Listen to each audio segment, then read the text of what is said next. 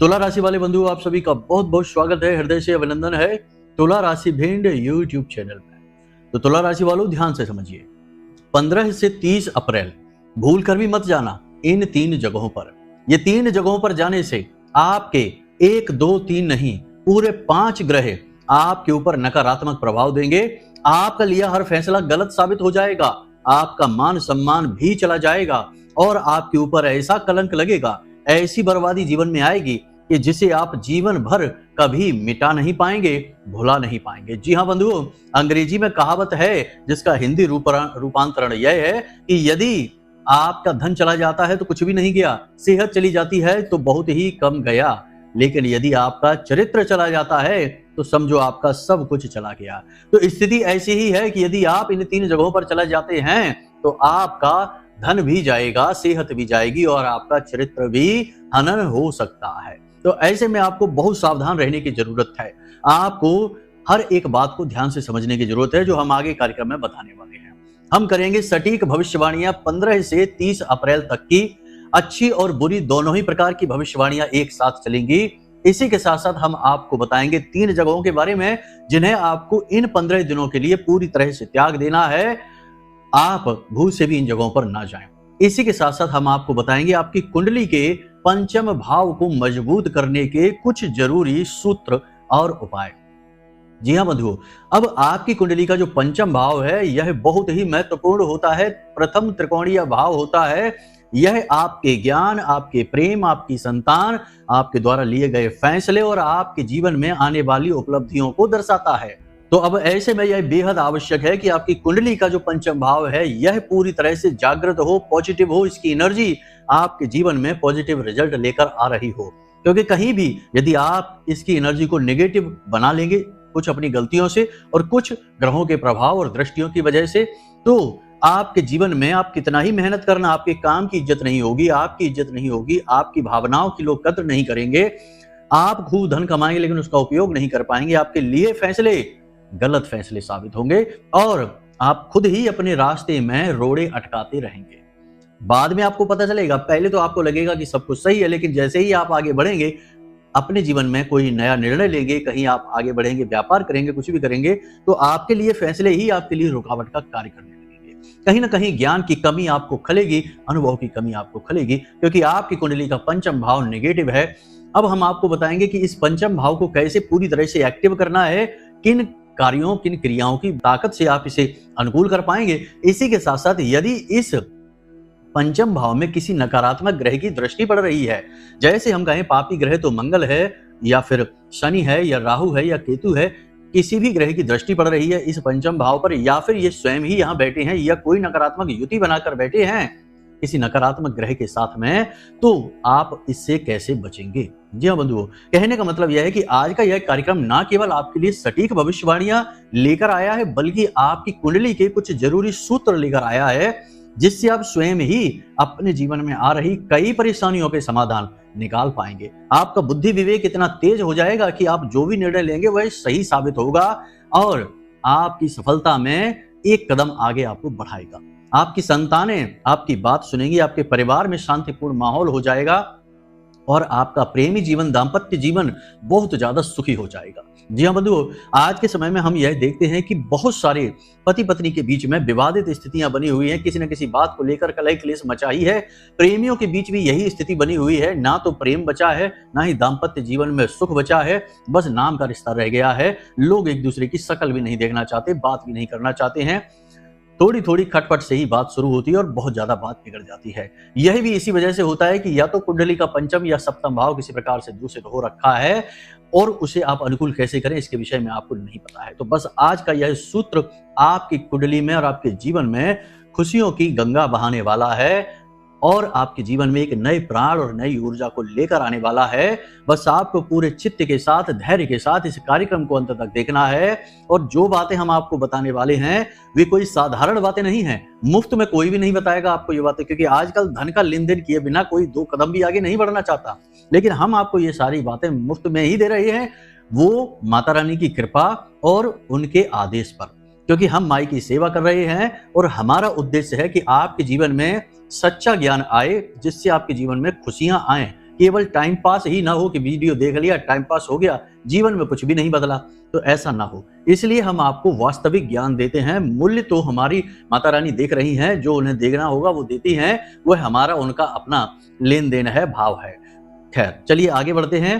कहने का मतलब यह है कि आपको आज का यह कार्यक्रम अंत तक देखना ही पड़ेगा। यहाँ हर एक बात गंभीर है, आपके जीवन से जुड़ी है और आपकी दुख तकलीफ को दूर करने वाली है। देखिए 2 बड़े ग्रह परिवर्तन हुए हैं। एक तो गुरु का जो नक्षत्र परिवर्तन हुआ 10 अप्रैल को, दूसरा सूर्य देवता का राशि परिवर्तन हुआ 14-15 अप्रैल को आने वाले होने वाला है। यदि आप पहले कार्यक्रम को देख रहे हैं तो 14 अप्रैल को सूर्य का राशि परिवर्तन, मेष राशि में सूर्य देवता जाएंगे, मृगशिरा नक्षत्र में बृहस्पति आ चुके हैं, मंगल का यह नक्षत्र है और इसके देवता चंद्रमा हैं। कहने का मतलब यह है कि यह अनुकूलता है। आपका कुंडली का जो पंचम भाव है उसका जो भाव स्वामी है वह सूर्य है और उसका कारक ग्रह बृहस्पति है। यानी ये दोनों ग्रह आपके लिए पॉजिटिव हो चुके हैं। अब इनकी पॉजिटिव एनर्जी आपको महसूस तब होगी जब आपकी कुंडली का पंचम भाव पॉजिटिव हो और पूरी तरह से सक्रिय हो, तब आपको इनकी पॉजिटिव एनर्जी महसूस होगी, आप जीवन में आगे बढ़ पाएंगे। बंधुओं, बताने के लिए तो बहुत बातें हैं, पूरा दिन गुजर जाएगा आपकी कुंडली का विश्लेषण करते करते और आपके जीवन को नई दिशा देते देते, लेकिन समय का अभाव है तो सब चीजें जल्दी जल्दी चलेंगी, तो जरा ध्यान से सारी चीजों को समझना। अब चलिए अपने मूल विषय को शुरू करते हैं। महामाई को याद करते हुए कमेंट बॉक्स में लिख डालिए पूरे भक्ति भाव के साथ, जय मां भद्रकाली कृपा करो। महामाई निश्चित तौर पर आपके ऊपर कृपा करेंगे, हमें पूर्ण विश्वास है। बस 3 बार लिखना है, 1 बार लिखकर मत रह जाना और आलस बिल्कुल मत करना। और ज्यादा प्रेम मन में उमड़े तो कह देना कि मैं भी माई के परिवार का हिस्सा हूं। इसे भी आप लिख डालना, मन को बहुत अच्छा लगता है जब हम ऐसे भाव देखते हैं। खैर चलिए आगे बढ़ते हैं। अब जरा ध्यान से सुनिए। प्यारे मित्रों, हमारे अत्यंत प्रिय और परम पूज्य अमिताचार्य जी के पास माँ बगलामुखी और माँ भद्रकाली की साधनाओं का वर्षों का अनुभव है और माता रानी की इनके ऊपर पूर्ण कृपा और सिद्धि है। आचार्य जी ने अपने सटीक कुंडली विश्लेषण और श्रेष्ठतम उपायों के माध्यम से हजारों लोगों के जीवन को खुशियों से भरा है। आचार्य जी का कुंडली विश्लेषण और उपाय करवाने का तरीका इतना अद्भुत है कि जीवन के हर एक दुख और कष्ट का कारण जड़ से ही समाप्त हो जाता है। फिर समस्या चाहे जैसी भी हो, कर्जा बहुत बढ़ गया हो, व्यापार चल नहीं रहा हो, बीमारियों में आप बर्बाद हो चुके हो, रिश्तों में प्रेम समाप्त हो चुका हो, या फिर नौकरी ही ना मिल रही हो, विवाह में देरी होती हो, कैसी भी समस्या हो, इन समस्याओं का कारण क्या है, कौन सी महादशा परेशान कर रही है, कौन सा दोष लगा हुआ है, सब कुछ आचार्य जी इतना सटीक बताते हैं कि वर्षों वर्ष के दुख कुछ ही दिनों में समाप्त हो जाते हैं। अगर आपके जीवन में भी कोई ऐसी संकट की घड़ी है तो यही सही समय है जब आप पूज्य आचार्य जी के हाथों से अपनी कुंडली का विश्लेषण करवाएं और वर्षों से चल रहे दुखों और संकटों के इस चक्र से बाहर निकल जाए। प्यारे मित्रों, अभी वीडियो में दिए गए नंबरों पर फोन करिए और अपनी कुंडली का श्रेष्ठतम आकलन करवा डालिए। जिंदगी बदलने का ये सबसे बड़ा मौका हाथ से मत जाने दीजिएगा। जय माई की, महामाई आपका कल्याण करे। सबसे पहले बात करते हैं आपकी कुंडली के पंचम भाव की, फिर बताएंगे आपको उन 3 स्थानों के विषय में जहां आपको भूल कर भी नहीं जाना है। ठीक है, तो सबसे पहले पंचम भाव, तो गुरु की बात करते हैं। तो गुरु क्या है? गुरु हैं ज्ञान, शांति, सुकून और बुद्धि के देवता। यानी कि आप समझिए कि अगर आपको गुरु को एक्टिव करना है, यानी कि आपकी जो पंचम भाव है उसके कारक ग्रह हैं, तो उन्हें तो सबसे पहले एक्टिव करना पड़ेगा। तो गुरु को एक्टिव करना है तो आपको 2-3 काम अपने जीवन में जरूर करने हैं। पहली चीज है कि भक्ति जरूर करनी है। किसी भी देवी देवता की करिए, किसी भी रूप में करिए, जरूरी नहीं, हम नहीं कहते कि आप कामकाज छोड़कर सीधे मंदिर में चले जाइए, भगवान की भक्ति में डूब जाइए, नहीं। आप चित्त में भगवान के भाव को अवश्य रखिए। भक्ति का मतलब यह नहीं होता कि पागलपन करिए, सारी जिम्मेदारियों को छोड़ दीजिए, दायित्व तो अपने छोड़ दीजिए, नहीं, यह तो भक्ति नहीं है, यह तो कायरता है। गृहस्थ के लिए भक्ति का बहुत बड़ा महत्व है। एक घड़ी आदि मैं बुनियाद, यानी कि छोटे से छोटे समय को भी यदि आप भगवान को समर्पित करते हैं गृहस्थ जीवन में रहकर, तो उसका आपको हजारों गुना फल प्राप्त होता है। तो आपको क्या करना है कि जो समय मिले, सुबह दोपहर शाम, जब भी आपको समय मिलता है, आपको भगवान के किसी भी स्वरूप का कुछ भी उनका पूजन करना है, भाव रखना है। चालीसा पढ़िए, हनुमान जी में आपकी श्रद्धा है, हनुमान चालीसा प्रतिदिन पढ़िए। शिव चालीसा पढ़िए, ओम नमः शिवाय पंचाक्षरी मंत्र का जाप करिए, मंदिर हो सके तो जाइए प्रतिदिन, नहीं जा सकते तो कोई बात नहीं, घर में तो भाव बनाकर रखिए। तो ये चीज है कि पहली चीज आपको भक्ति। दूसरा, भक्ति करने का कई तरीके होते हैं। एक तो सीधा मंदिर में गए या फिर घर पर पूजा घर में भक्ति की भगवान की। दूसरा कि भगवान के भजन सुने और भगवान का भाव मन में रखा, ये बहुत जरूरी है। इससे आपका चित्त शुद्ध होता है। तो भगवान के समय मिलने पर भजन सुनिए, उनका नाम स्मरण करिए, उनके बारे में मन में विचार लेकर आइए। इससे आपका चित्त शुद्ध हो जाएगा, आपका बृहस्पति मजबूत होने लगेगा, पॉजिटिवली एक्टिव होना शुरू हो जाएगा। जी हाँ बंधुओं, जो बातें हम आपको बता रहे हैं, ये बातें कुछ ही दिनों में आपके जीवन में अपने रिजल्ट दिखाएंगी। बस इन बातों को बारीकी से समझते चलना है आपको, ठीक है। दूसरा कि आपको छल कपट से थोड़ा दूर होना पड़ेगा। यदि आपका काम है कोई छल कपट वाला, जैसे कि दलाली का काम करते हैं या कोई भी किसी भी तरीके का हो, वो उन कामों से आप अगर हो सके तो दूरी बनाइए, क्योंकि शास्त्र विरुद्ध है। ब्याज का व्यापार, सट्टेबाजी का व्यापार, दलाली का व्यापार, ये हमारे यहाँ शास्त्र विरुद्ध है। शिक्षा का व्यापार, ये शास्त्र विरुद्ध है। तो इन चीजों को दूर नहीं कर सकते, कोई बात नहीं है। तो आप अपने आप को सात्विक बनाकर रखिए, और जो भी आप कर रहे हैं अपने कर्म को, इस कर्म में आपको अगर झूठ बोलना पड़ता है तो उसके लिए आप मन में ग्लानि का भाव रखिए और उस कर्म को भगवान को समर्पित करिए। भगवान से कहिए कि हे भगवान, आपने हमें ऐसे कार्य में डाला कि हमारी मजबूरी है कि बिना झूठ बोले हमारा रोजगार ही नहीं चल सकता है, और आप यह भली भांति जानते हैं कि हम किस प्रकार जी रहे हैं। तो जो हम कर रहे हैं, जो हमारा जीवन हम चला रहे हैं, वह हमारी मजबूरी है, और हम यह सब अपना कर्म आपको समर्पित करते हैं। अब जैसे भगवान ने अर्जुन से कहा कि हे अर्जुन, शस्त्र उठाओ और इन सब पे चलाओ, इन सबको मारो, तो वो जो सामने खड़े वो जीव जंतु ही तो थे, इंसान ही तो थे, अर्जुन के रिश्तेदार थे। लेकिन तब भी भगवान ने कहा कि करो, क्योंकि कभी कभी जीवन इस मोड़ पर आ जाता है कि गलत कार्य करना भी मजबूरी हो जाता है। तो ऐसे में जो आप गलत नकारात्मक कार्य यदि कर रहे हैं, वैसे तो नहीं करिए, हम नहीं कहते कि आप करिए, हो सके तो दूरी बनाइए। लेकिन यदि आपको मजबूरी में करना पड़ रहा है, बाद में कभी आप बदल भी लेंगे, लेकिन अभी हाल फिलहाल में उसे भगवान को समर्पित कर दीजिए। कह दीजिए, भगवान आपने ही तो हमें यहाँ डाला है, अब हम क्या करें, हमारी मजबूरी है, हम कुछ समय में ये बदल लेंगे, यदि आपका आदेश होगा तो, कृपा होगी तो। बस ये भगवान को समर्पित करिए। प्रसाद जीवनम, इस प्रकार से अपने जीवन को अपना लीजिए, तो आपके ऊपर इसका दोष नहीं आएगा, ठीक है। इस तरह ही हम अपने कार्यों को करते हैं, ठीक। तो ये चीज हो गई आपकी, यानी भक्तिमय बनिए, बहुत ज्यादा जरूरी है, ठीक है। अपने कार्यों को झूठ सच नहीं बोलना है। दूसरा ये हो गया कि जीव जंतुओं की हिंसा नहीं करनी है। गाय को भोजन जरूर कराइए। प्रतिदिन ये नियम बनाइए कि एक रोटी बने। वैसे तो हर दिन का ये नियम होना चाहिए कि पहली रोटी गाय की और अंतिम रोटी कुत्ते की होनी चाहिए। पहली रोटी गाय को जरूर बनाइए और उसे खिलाइए, और उसमें थोड़ी हल्दी अवश्य डाल दीजिए। आपका गुरु एक्टिव हो गया। गुरु को एक्टिव करने के लिए हमने एक उपाय और बता रखा है, अपने पिछले 2-3 वीडियो में बताया था कि एक कांच का पात्र लेना है, कोई कटोरा ले लीजिए, और उसमें जल डालना है, और उसमें एक कूट कर इलायची डालनी है, और पीले रंग का एक पुष्प, और उस पात्र को आप अपने घर की ईशान कोण में रख लीजिए। वही गुरु की दिशा होती है, तो ईशान कोण में आप रख लीजिए। आपका गुरु पॉजिटिवली चार्ज हो जाएगा, आपको अच्छे परिणाम देना शुरू कर देगा।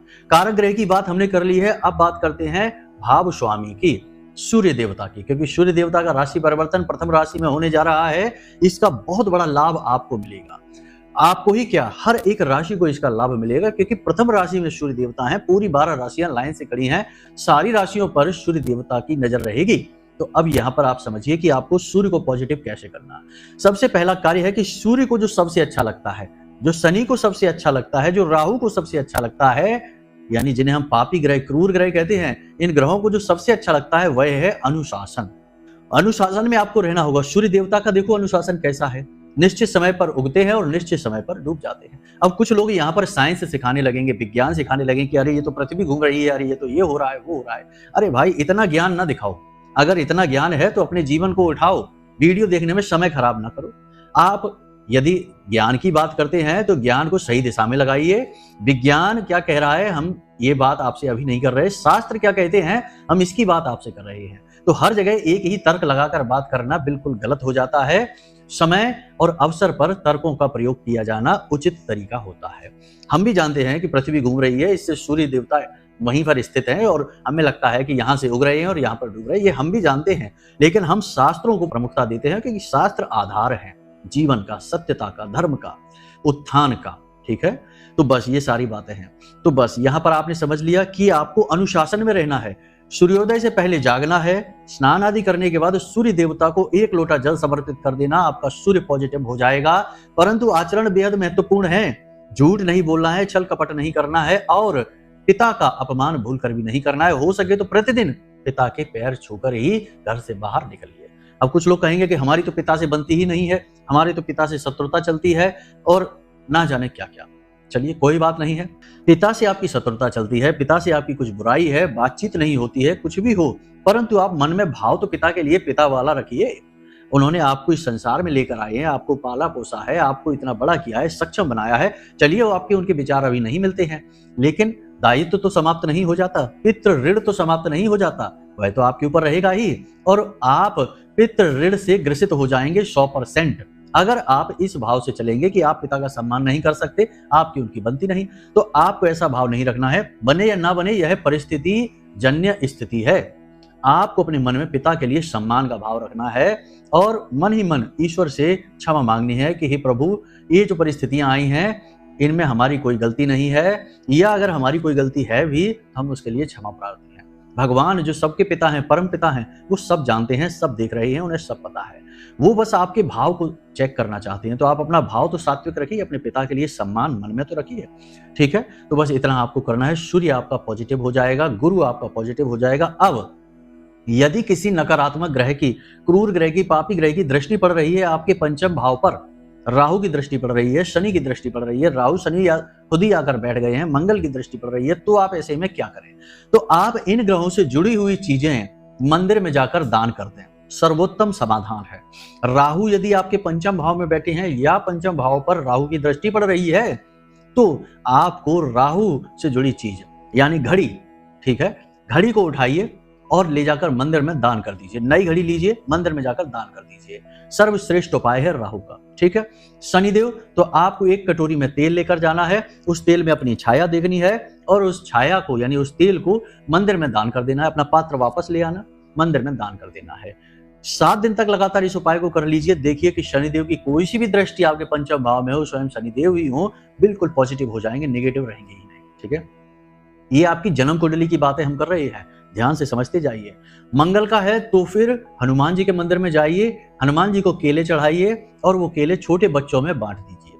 हनुमान जी को मंगलवार के मंगलवार 7 मंगलवार चोला चढ़ा दीजिए, आपका काम हो जाएगा। मंगल की जो दृष्टि होगी या मंगल का प्रभाव होगा समाप्त हो जाएगा। पंचम भाव पूर्ण रूप से पॉजिटिव हो गया, एक्टिव हो गया, आपको इसके पूरे प्रभाव देखने को मिलेंगे। अब आप तैयार हैं इस भाव से पूरे लाभ लेने के लिए। अचानक से आप ये जो कार्य हमने बताए, इन कार्यों को यदि आप कर लेते हैं तो अचानक से आपको 2-3 चीजें अपने जीवन में महसूस होंगी स्पष्ट तौर पर। पहली चीज आपको जो महसूस होगी वह होगी एक असीम शांति। आपका मन बहुत शांत हो जाएगा, चाहे परिस्थितियां कैसी भी हों, अच्छी हों, बुरी हों, कठिन हैं, सरल हैं, कैसी भी स्थिति हो, परिस्थिति हो, मन आपका बहुत ही शांत हो जाएगा, बहुत ही अच्छा लगेगा आपको, ठीक है। दूसरी स्थिति यह बनेगी कि आपके आसपास पॉजिटिव एनर्जी एकत्रित होने लगेगी। जहां लोग आपसे किसी प्रकार की नकारात्मकता का भाव रखते थे, द्वेष भाव रखते थे, लोग अचानक आपका सपोर्ट करने लग जाएंगे। वो कहावत कहते हैं ना कि जब कोई इंसान पूरे दिल से किसी भी चीज के लिए प्रयास करता है तो पूरा ब्रह्मांड उसे उस चीज से मिलाने के लिए लग जाता है कोशिशों में। तो वैसा ही कुछ आपके साथ होगा, ठीक है। तो आसपास के लोग आपका सपोर्ट करने लगेंगे, समर्थन करने लगेंगे और सबसे महत्वपूर्ण कि आपका बुद्धि विवेक इतना तेज हो जाएगा, इतना सक्षम हो जाएगा कि आप भले बुरे का भेद पता लगा पाएंगे, इंसान को परख पाएंगे, परिस्थितियों का सही अंदाजा लगा पाएंगे और आप निर्णय जो भी लेंगे वे निर्णय आपकी तरक्की में कारक बनेंगे, बाधक नहीं बनेंगे।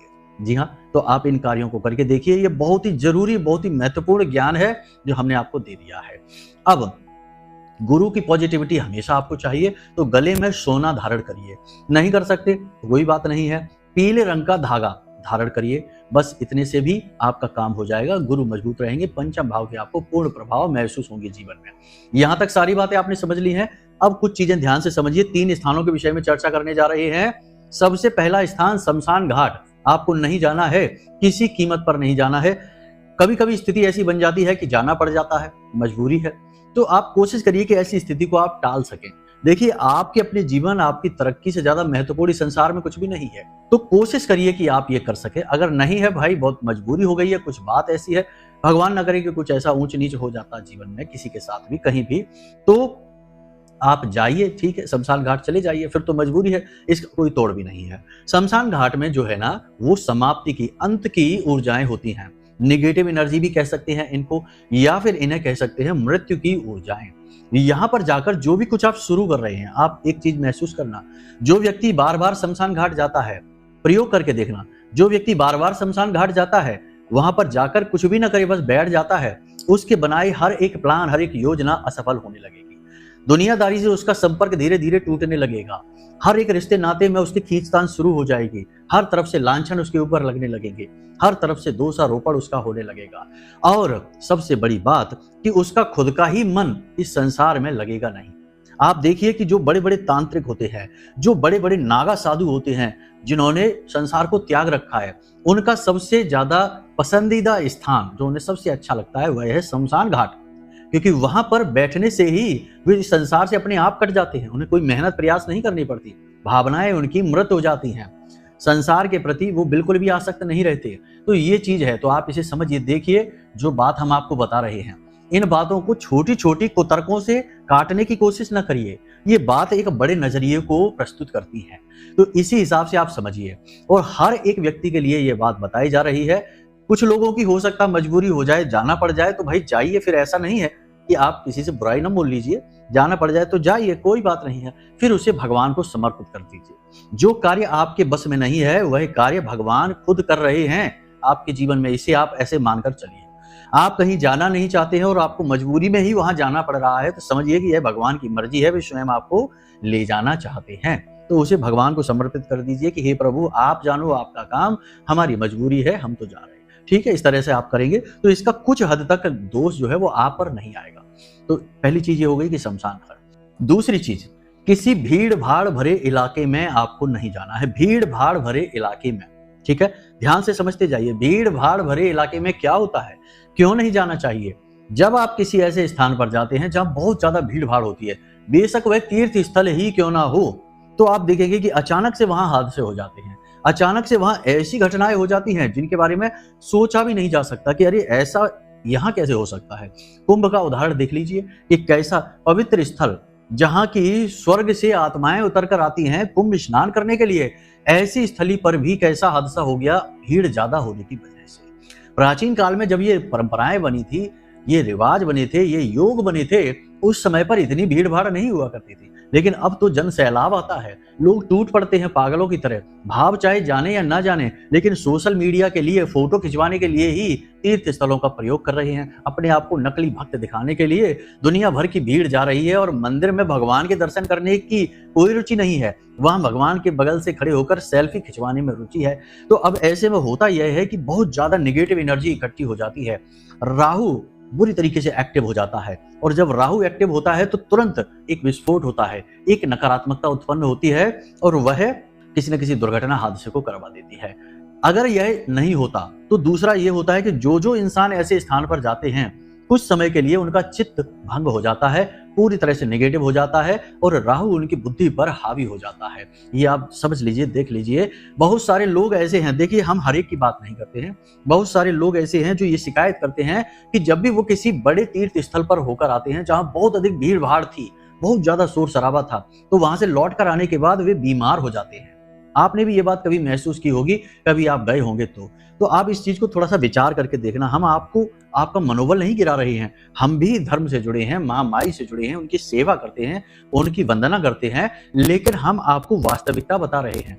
तो दिन के दिन ना जाइए, किसी अन्य दिन चले जाइए, भगवान तो वही है, उनका स्वरूप वही है, स्थान भी वही है, जब भीड़ ना हो तब आप चले जाइए। एक ही दिन पर सभी लोग टूट पड़ते हैं, तो इससे राहु एक्टिव हो जाता है। अगर आपके साथ कोई हादसा नहीं होगा तो आप बीमार हो ही जाएंगे, आपका मन खराब हो ही जाएगा, और लंबे समय तक आपका दिमाग शून्य अवस्था में रहेगा, आपको नए विचार नहीं आएंगे, अपने ही काम में मन नहीं लगेगा। तो दूसरा स्थान यह है कि आपको यहाँ भीड़ भाड़ भरे इलाके में बिल्कुल भी नहीं जाना है। तीसरा बड़ा विचित्र है, लेकिन आप ध्यान से समझिए, सोशल मीडिया पर आपको ज्यादा नहीं जाना है। सोशल मीडिया भी राहु है, ठीक है, और राहु अभी बुध और शुक्र को साथ लेकर बैठा हुआ है, इसे आप ध्यान से समझिए। तो सोशल मीडिया पर आपको नहीं जाना है। कुछ लोग हमने देखे हैं जो पल प्रतिपल की खबर सोशल मीडिया पर डालते रहते हैं, अलग अलग तमाम प्लेटफॉर्म है। जरा सी बात हुई, खाना कहीं खा रहे हैं, फोटो खींच के सोशल मीडिया पर जा रहा है। कोई भी बर्थडे है, एनिवर्सरी है, कुछ भी है, जन्मोत्सव वगैरह है, सारा का सारा डाटा, हर एक फोटो सोशल मीडिया पर जा रही है, और अगले ही दिन से घर में झगड़े शुरू हो जाते हैं। पति पत्नी की एनिवर्सरी की आज फोटो डाली है, 2 दिन बाद उनमें ही झगड़ा हो रहा है, उनमें ही बन नहीं रही है, और तमाम तरीके की नकारात्मकताएं हैं। तो सोशल मीडिया पर आपको नहीं जाना है, ठीक है। 2 तरीके से, एक तो सोशल मीडिया पर खुद की फोटो वगैरह ज्यादा अपलोड नहीं करनी है, ज्यादा से ज्यादा सोशल मीडिया पर अपने आप को नहीं पहुंचाना है, लोगों की नजर में नहीं चढ़ना है। नजर में आने से ही तो नजर लगती है, तो सोशल मीडिया से थोड़ा दूर रहना है। दूसरा कि अपना समय सोशल मीडिया पर खर्च नहीं करना है, क्योंकि आजकल यह बहुत ज्यादा चल रहा है, एक बीमारी जैसा हो चुका है कि लोग जरा सा भी समय मिलता है फोन निकाल लेते हैं और उसमें देखने में लग जाते हैं। 1-1 मिनट की, आधे मिनट की वीडियो दुनिया भर की हैं, अनंत वीडियो हैं, अपार वीडियो हैं, देखते देखते घंटों गुजार देते हैं और फिर कहते हैं कि अरे हमें देर हो गई, अब तो हमें ऑफिस जाना है, अब तो हमें स्कूल जाना है, हमारी कोचिंग लेट हो गई, ये हो गया वो हो गया, फिर जल्दबाजी मचाते हैं। तो अब ऐसे कैसे कामयाबी मिलेगी? सोशल मीडिया राहु है, राहु अपने आप में उलझा देता है, माया रच देता है। तो माया आपके आसपास ऐसी रची गई है कि इससे आपको बचना है, तो सोशल मीडिया पर आपको कम से कम समय खर्च करना है। इसी के साथ साथ जहां धर्म का दुष्प्रचार हो रहा है, भगवान को उल्टे सीधे कहा जा रहा है, मजाक उड़ाया जा रहा है, धार्मिक पुस्तकों का, धर्म गुरुओं का और धार्मिक स्थलों का जहां अपमान हो रहा है, वहां पर आपको नहीं जाना है। इसी के साथ साथ आपको जहां मांसाहार हो रहा है, शराब पी जा रही है, गलत आचरण हो रहे हैं, ऐसी जगहों पर भी नहीं जाना है। ये शुभ समय की शुरुआत है, इसे शुभ तरीके से लेकर चलिए, आपका उद्धार हो जाएगा, निश्चित है यह बात। सारी बातें जो हमने आपको बताई हैं, इन्हें अपने जीवन में उतारिए और चमत्कार अपने जीवन में खुद होते हुए देखिए। यदि हमारी वाणी थोड़ी सी कठोर हो गई हो तो इसके लिए हम क्षमा प्रार्थी हैं, लेकिन कुछ लोगों की हठ बुद्धि यानी कि ढीठता को देखकर हमें थोड़ा सा बुरा लग जाता है, इसलिए हम ऐसी बात भी कह देते हैं, तो अपना गुरु मानकर क्षमा कर देना। चलिए बंधुओं, आज के कार्यक्रम को यहीं विराम देते हैं। उम्मीद करते हैं कि सारी बातें आपको जीवन में आगे ही बढ़ाएंगी, आपकी तरक्की ही लेकर आएंगी आपके जीवन में, और महामाई की कृपा और आशीर्वाद भी आप तक लेकर आएंगी, पहुंचाएंगे। तो आज के इस कार्यक्रम को विराम देते हैं। यदि कोई मन में प्रश्न उठे या फिर कुंडली विश्लेषण कराना है तो नंबर हमने वीडियो में दे रखा है, इन नंबरों पर आप फोन करिए। आपकी कुंडली का विश्लेषण हम स्वयं करके आपको पकड़ा देंगे। आपके जीवन में क्यों रुकावटें हैं, उनकी समाधान क्या है, तरक्की क्यों रुकी हुई है, दुख क्यों है, सारे कारण, दोष जो भी है सारे बताकर और उनके श्रेष्ठ समाधान आपको हम दे देंगे। फिर आपका उद्धार क्यों नहीं होगा भला? जब रुकावट हट गई तो जीवन में तो खुशियां आएंगी ही आएंगी। हजारों लोगों के आ चुकी हैं तो आपके भी आएंगे। तो चलिए बंधु, हमेशा हंसते रहिए, मुस्कुराते रहिए, सकारात्मक रहिए और महामाई पर अपनी आस्था और विश्वास जरूर बनाकर रखना, क्योंकि आपका उद्धार तो वहीं से होना है। तो चलिए प्रेम से बोलिए जय माई की। महामाई आपका कल्याण करेंगी। धन्यवाद। हमारे प्रिय और परम पूज्य आचार्य जी ने अपनी साधनाओं के अनुभवों पर आधारित शक्तिशाली उपाय और क्रियाओं के माध्यम से हजारों लोगों के जीवन को पूरी तरह से बदला है। आचार्य जी के द्वारा बताया गया हर एक उपाय इतना सटीक और कारगर होता है कि जो भी इसे पूरे भाव के साथ कर लेता है उसे साक्षात महामाई की कृपा और आशीर्वाद प्राप्त हो जाती है। इसलिए निसंकोच इन उपायों को पूरे भाव के साथ करिए, आपका कल्याण होगा। जय माई की।